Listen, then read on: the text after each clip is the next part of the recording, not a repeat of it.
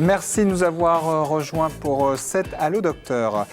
Selon les pays, on dit qu'elle rendrait sourd, aveugle ou même chauve. Aujourd'hui, nous allons vous parler de la masturbation. Alors peut-être que si vous avez des jeunes enfants, peut-être c'est mieux de les écarter. Vous faites comme vous voulez. Peut-être. Alors on sait aujourd'hui que la masturbation est sans risque pour la santé. Pourtant, ce qu'on appelle le plaisir solitaire reste encore entouré d'une certaine culpabilité.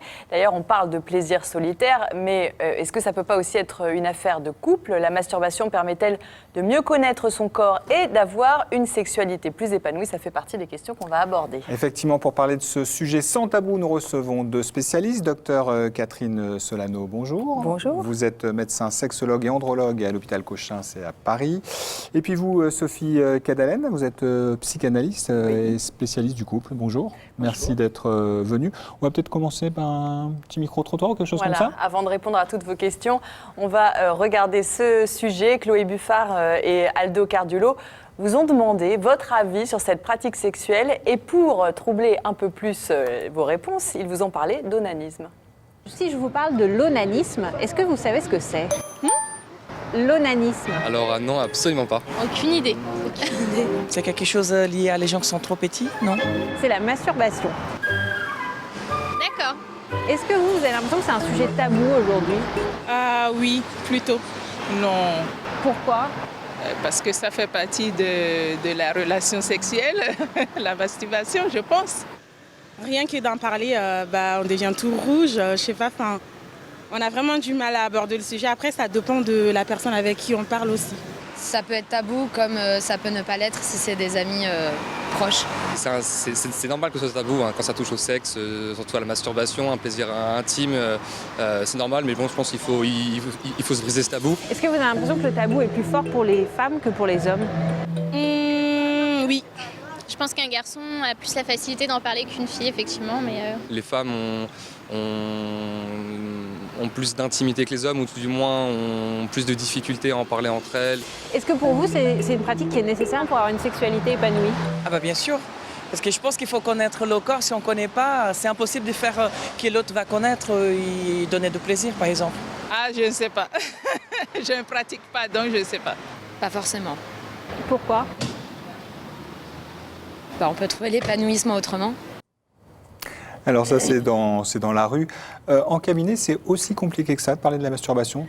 Je trouve que c'est de moins en moins compliqué, c'est-à-dire les personnes jeunes en parlent très facilement. C'est seulement, je trouve maintenant, les personnes vraiment très âgées qui ont du mal à en parler ou qui sont gênées. Mais qui peuvent l'être encore beaucoup. Les jeunes, mais quand je dis jeunes, les jeunes jusqu'à 25-30 ans, mais même 40-50 ans, si vous posez la question... ça ne les gêne pas du tout. Même, je me dis même, je pense à des hommes, des fois on prescrit des exercices de masturbation, par exemple contre l'éjaculation précoce. Il y a des hommes qui me disent « Oh là là, moi je ne fais pas ça, je faisais ça quand j'étais ado, mais s'il faut, je vais le faire. » Vous voyez, ce n'est pas un truc, ils ne deviennent pas tout rouges. Non, ça fait partie de la consultation de sexologie, franchement. On commence avec une première question. Cette question de Sonia, à partir de quel âge peut-on se masturber? Y a-t-il un âge? L'enfant se masturbe très très vite. Par contre, on n'est pas dans l'acte volontaire de la masturbation. Donc le peut-on se masturber, il y a effectivement l'adolescence, ça va devenir une pratique qui va se découvrir, qui va s'élaborer, qui va devenir aussi très secrète. Non, l'enfant, d'ailleurs Freud avait appelé l'enfant le pervers polymorphe, ça n'a rien d'insultant. Voilà, ça racontait que par tous les sens et par tous les moyens, il cherche du plaisir. Et oui, l'enfant très vite invente de la masturbation. Maintenant, je crois que ce que l'adulte doit lui apprendre, c'est le secret, c'est l'intimité. Voilà, on a justement cette question sur laquelle vous allez probablement réagir. Mon petit-fils de 5 ans se met souvent à plat ventre pour se faire des guilis au pénis. Est-ce qu'il faut s'en inquiéter? C'est de ça que vous nous parlez. Oui. Ah, non, il ne faut absolument pas s'en inquiéter. Au contraire, voilà, en faire quelque chose d'absolument atroce, de ridon. Mon Dieu, mais que fais-tu là? Ce serait engager quelques traumatismes qui fait que... Pour plus tard. Peut-être il serait sur mon divan un jour, ou celui de quelqu'un d'autre. Non, c'est absolument pas dramatique, il ne faut pas s'en inquiéter. Par contre, c'est ça qu'il s'agit d'apprendre, et c'est aussi tous les préludes à la sexualité. C'est un endroit très intime, très secret, très particulier, de soi à soi. C'est aussi apprendre à respecter son corps et à le défendre vis-à-vis des autres qui voudraient l'envahir, ce corps-là. Voilà, c'est ok, d'accord, mais dans ton coin, tout seul. Oui, c'est ça. C'est-à-dire que là, si je reprends la question de Denise, mon petit-fils de 5 ans se met souvent à plat ventre.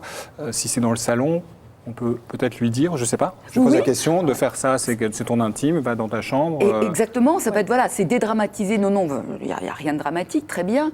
Mais voilà, il y a des endroits pour ça, il y a des lieux d'intimité pour ça. Le lieu intime, c'est ta chambre, ça t'appartient. Et on n'a pas à assister à ça. Et j'ajoute une chose, oui, c'est ça, il faut lui dire ça ne se fait pas en public. D'ailleurs, est-ce que tu as déjà vu ton papa ou ta maman faire ça? Non, si on le fait, c'est dans notre chambre, pas devant les gens.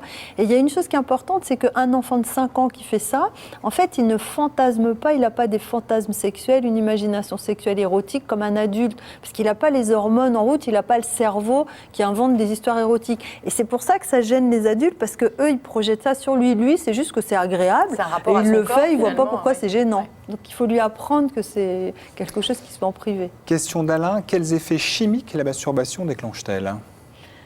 C'est une question intéressante. C'est comme une relation sexuelle, au moment de l'orgasme, vous avez un déclenchement d'ocytocine, qui est l'hormone de l'orgasme, qui crée des contractions. Après, vous êtes fatigué, vous avez envie de dormir aussi si vous avez un orgasme. Après, je ne connais pas tout en détail. Les hommes comme les femmes, pardon, parce que là aussi, il y a des idées reçues là-dessus. Oui, tout à fait. Mais il y a quand même une différence parce que ce n'est pas tout à fait les mêmes séquences pendant la masturbation que pendant un rapport de couple. La preuve, c'est que, par exemple, si quelqu'un pratique la masturbation régulièrement, mais n'a pas de rapport sexuel, quand il recommence à avoir des rapports sexuels, c'est plus difficile. Par exemple, l'érection est moins bonne pour les hommes ou ça se passe moins bien parce que ça ne remplace pas un rapport sexuel à deux. Donc, chimiquement, c'est quand même pas tout à fait pareil. Je ne sais pas ce que vous en pensez.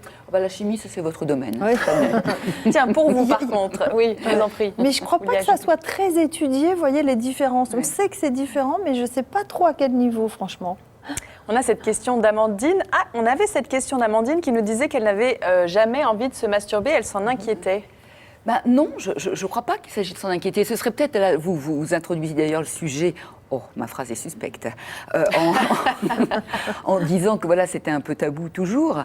Je crois qu'effectivement c'est de moins en moins tabou, comme le disait Catherine.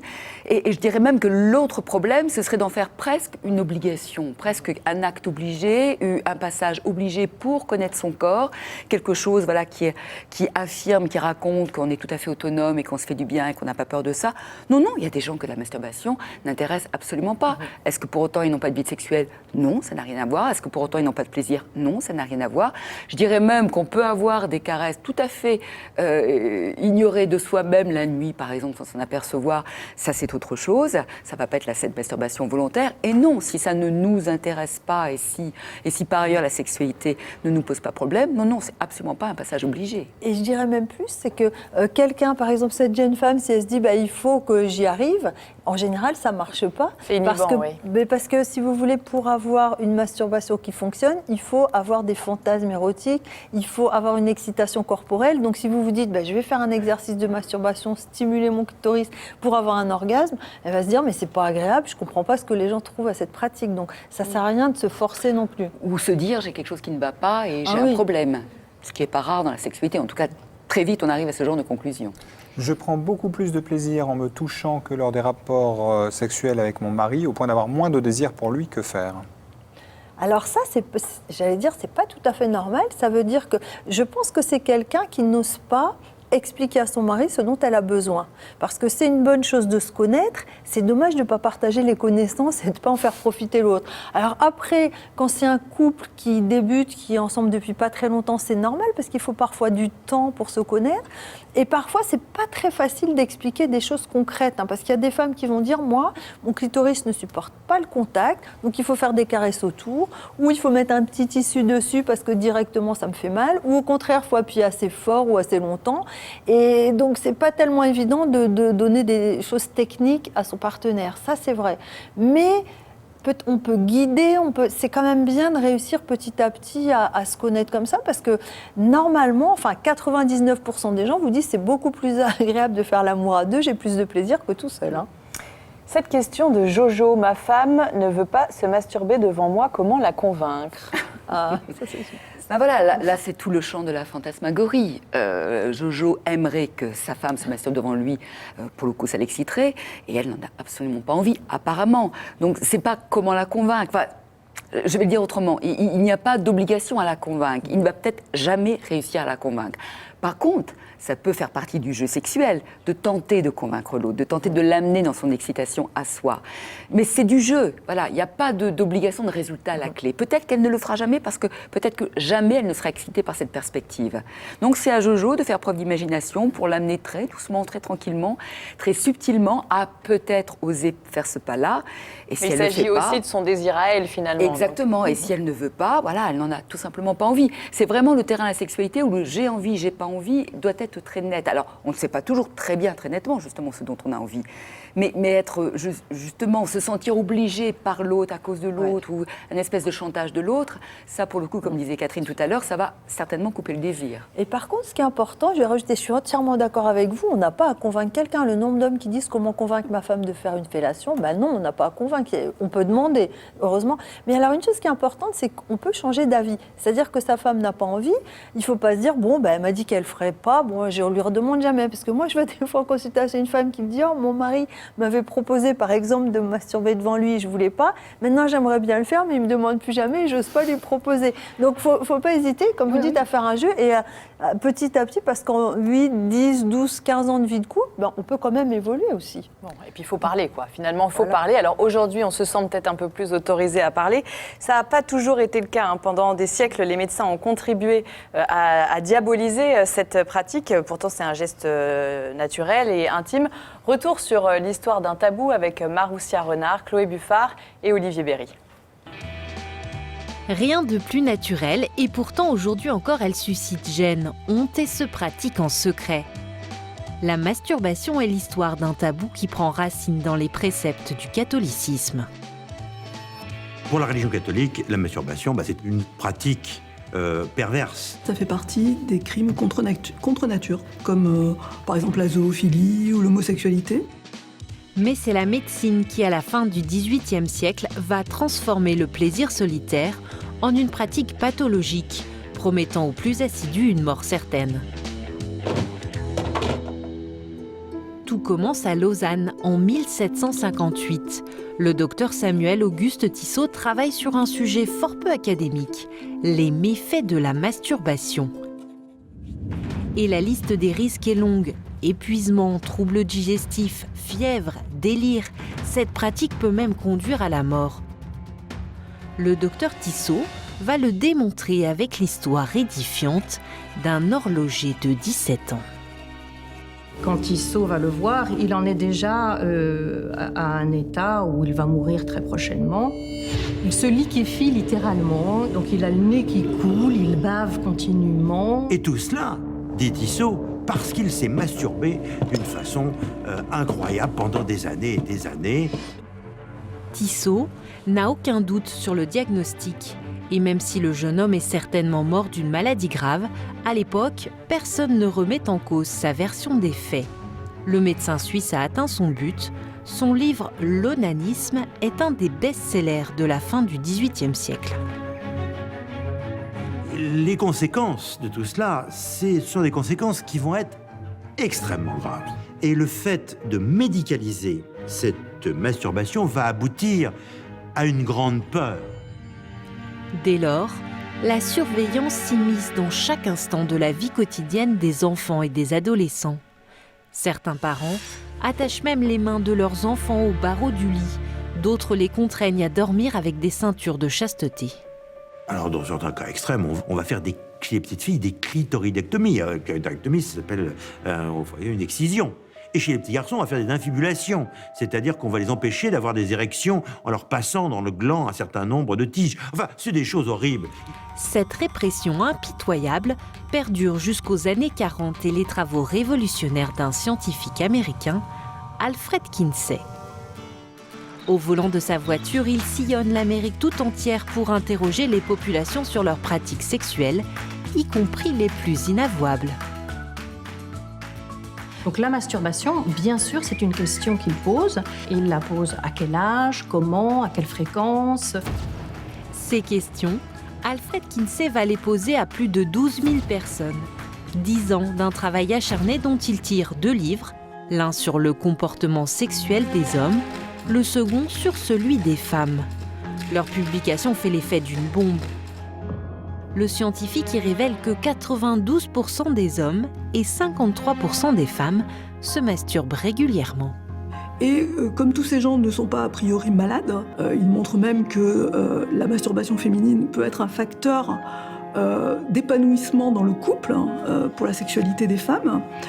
Finalement, ils renversent complètement l'image négative qu'on avait de la masturbation en montrant que tout le monde la pratique et sans dommage. Grâce à lui, la masturbation ne sera plus jamais considérée comme pathologique, mais le plaisir solitaire reste entouré d'une certaine culpabilité, lourd héritage de plusieurs siècles d'interdits. Et heureusement quand même, les choses ont un petit peu évolué. Depuis que mon mari m'a trompé, savoir qu'il se masturbe me blesse profondément. Une question de féminine, Rose. Oui, ça pose la question de quel est son objet de fantasme à ce moment-là. Et là, je dirais, c'est pas un problème de masturbation, c'est un problème effectivement d'infidélité, de couple, de confiance. Peut-être conseiller à ce couple-là, en tout cas, pour l'instant, de mettre la masturbation hors du couple. Voilà, ils se débrouillent, elles se débrouillent. Mais en tout cas, voilà, les deux sujets se croisent et ne doivent pas se croiser sur ce terrain-là. Ça n'est pas la même chose. Cette question de Patricia, qu'apporte la masturbation devant un film porno à un homme alors qu'il a une sexualité épanouie au sein de son couple? Ça pourrait être, on pourrait tourner la question autrement, qu'apporte l'excitation tout court, à tout sujet, à tout moment et pour n'importe quel prétexte. C'est bien justement le propre de notre condition humaine. Ça ne sert à rien, cette excitation. Ça ne produit rien si ce n'est du plaisir. Voilà. Et bien prenons-le où nous avons envie de le prendre.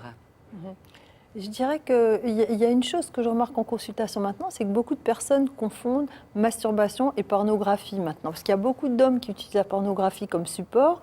Et donc, quand on dit la masturbation, c'est quelque chose qui n'est ni dangereux, ni nocif et tout ça, pour eux, ça veut dire la pornographie, c'est OK. Alors que ce n'est pas du tout la même chose. Dans le sens où la pornographie, ça pose pas mal de problèmes qu'on voit en consultation. Il y a des hommes qui ont des problèmes d'érection et beaucoup d'éjaculation, qui ont des difficultés à parvenir à l'éjaculation. Parce que quand on pratique la masturbation avec un support pornographique, le cerveau s'habitue à ces images et après, il peut avoir du mal à fonctionner dans la vraie vie en 3D où les images ne sont pas aussi excitantes, quoi. Vous avez 10 femmes dans des positions farfelues, quoi, alors que dans la vraie vie, vous en avez une. Ce n'est pas du tout la même chose. Et du coup, beaucoup de pornographie peut abîmer la sexualité, en fait, pour l'érection et l'éjaculation surtout. Bon voilà, moi je vois ça. Mais par contre, ce qui est bien, c'est que quand on dit ça aux hommes, beaucoup disent « j'arrête » et puis en quelques semaines, ça va beaucoup mieux. Je veux dire, c'est pas pour 20 ans que c'est la catastrophe non plus. Ça répond peut-être à la question de Jean. Je vous la lis. Lors de la masturbation, j'éjacule beaucoup et assez peu lors des rapports avec ma copine. Pourquoi? Oui, souvent, ça, si vous voulez, quand le cerveau est habitué à des images pornographiques, c'est comme s'il avait besoin de ces images et du coup, c'est difficile parfois de déclencher l'éjaculation. Et d'ailleurs, c'est pour ça que depuis le début de la pornographie, elle est de plus en plus hard et de plus en plus trash parce qu'on s'habitue aux images. Parce que comme c'est pas quelque chose de relationnel, mais quelque chose qu'on regarde d'abstrait, je sais pas, d'extérieur à nous, on n'est pas en relation émotionnelle. En fait, on s'habitue à une image. Si un homme regarde toujours la même image, les mêmes vidéos, au bout d'un moment, ça lui fait plus rien, donc il cherche de plus en plus hard. Et du coup, il est de moins en moins sensible à des choses toutes simples. Donc c'est ça le danger, je dirais, de la masturbation, mais c'est pas la masturbation, c'est plutôt l'escalade pornographique, disons. Sophie, vous vouliez ajouter quelque chose? Oui, ce problème, s'il s'en est un, ça n'est pas forcément un problème. D'ailleurs, n'a pas forcément à voir avec la pornographie, parce qu'il y a effectivement des hommes qui vont éjaculer très facilement tout seuls, et c'est compliqué avec le partenaire. Et là, pour le coup, ça peut avoir tout simplement avec une espèce de résistance, une espèce de frein. Ça parle d'abandon, l'éjaculation. On parle bien de petite mort. Tout lâche, tout s'abandonne, on se confie aussi totalement à l'autre à ce moment-là. Et il y a des hommes qui, effectivement, ont beaucoup de mal parce qu'ils sont dans quelque chose plutôt peut-être de performant, ils sont très attentifs à ce que ça marche pour la partenaire, et tant mieux pour elle d'ailleurs. Et l'abandon, peut-être qu'ils y arriveront deux à eux, tout seuls, mais pas forcément avec l'autre, ou pas tout de suite, ou pas tout le temps. Question Michel Homme. Depuis peu, je lubrifie beaucoup lors de la masturbation, au point qu'on dirait du sperme. Est-ce que c'est pathologique? Avant, un homme qui dit je lubrifie beaucoup, c'est rare, mais avant l'éjaculation, il y a un liquide qui sort du pénis, qui s'appelle le liquide prééjaculatoire. C'est normal. Ça arrive que, comment dire, tous les hommes n'ont pas la même quantité de liquide qui sort. Ça dépend de la taille des glandes de Cooper, en fait. Et il y a beaucoup d'hommes qui font pas attention à ça. Puis un jour, ils se fixent dessus, ils se disent mais c'est bizarre, avant j'avais pas ça, alors qu'ils l'ont toujours eu. Donc c'est difficile, c'est tout à fait normal d'avoir un liquide qui sort avant l'éjaculation. Faut-il prendre certaines précautions quand on utilise des sextoys, taille, puissance, hygiène ? C'est surtout que par rapport aux infections sexuellement transmissibles, il ne faut pas se passer des sextoys d'une personne à une autre, sinon on va se transmettre d'éventuelles infections, vecteurs d'infection, je dirais, des parasites, des virus ou des bactéries. À part ça, c'est surtout ça. Pas des choses à base de produits chimiques toxiques, je dirais. Mais... Oui, et puis il y aurait peut-être une autre vigilance à avoir par rapport au sextoy, qui n'a rien à voir avec le côté hygiénique. C'est le côté, je dirais, pratique et fonctionnel du sextoy, qui nous écarte justement de la relation humaine, où là, on va tâtonner, on va balbutier, on va se rater quelquefois. Ça fait partie de la sexualité, ça fait partie du chemin à faire toujours l'un vers l'autre. Même si on a l'impression de se connaître par cœur, quelque part dans la relation sexuelle, il y a quelque chose qui est toujours remis en balance, qui participe de l'excitation aussi. On n'a pas toujours des orgasmes à la clé, et c'est pas grave. Le sextoy peut nous enfermer dans quelque chose de trop, je dirais, de trop... il y a trop de résultats. Enfin, il y a le résultat assuré, c'est très productif, et ça peut, au bout d'un moment, voilà, nous couper un peu de l'autre ou des autres potentiels qu'on pourrait rencontrer. Et là, ça peut être un petit peu dommage. Et je peux rajouter, c'est que je vois régulièrement des femmes qui disent « je n'arrive plus à avoir d'orgasme avec mon partenaire depuis que j'utilise un sextoy ». Parce que si vous utilisez quelque chose de vibrant au niveau du clitoris, ça déclenche très facilement des orgasmes, beaucoup plus facilement des caresses manuelles ou des baisers, etc. Et résultat, le cerveau s'habitue aussi et du coup, ça devient plus difficile d'avoir un orgasme avec son partenaire. Alors quand c'est ça, c'est pas un éloignement émotionnel du partenaire, mais c'est aussi un éloignement au niveau plaisir et orgasme. Et ça, c'est dommage. Toujours dans le rayon sextoy, une question. Alphonse, lorsque je me masturbe, j'aime introduire un sextoy au niveau anal, car ça décuple le plaisir. Est-ce que c'est dangereux ? C'est pas dangereux si on se fait pas mal. Alors, c'est important de le préciser parce qu'il y a quand même des personnes qui se font mal avec des sextoys qui, j'allais dire, vont prendre des choses de plus en plus grandes ou de plus en plus fortes. Et je me dis, il faut quand même prendre soin de son corps, ça c'est important, mais c'est pas dangereux en soi, sauf si on le partage et qu'il y a des... Je parlais de l'hygiène, bon, forcément c'est... Mais si on le fait tout seul et que c'est toujours une personne, c'est comme les brosses à dents, quoi, c'est individuel. Merci beaucoup, on aura retenu que les sextoys, c'est comme les brosses à dents. Merci beaucoup à vous deux. On se retrouve demain pour un Allo Docteur consacré aux antidouleurs naturelles. Merci beaucoup de votre fidélité et à demain. À demain.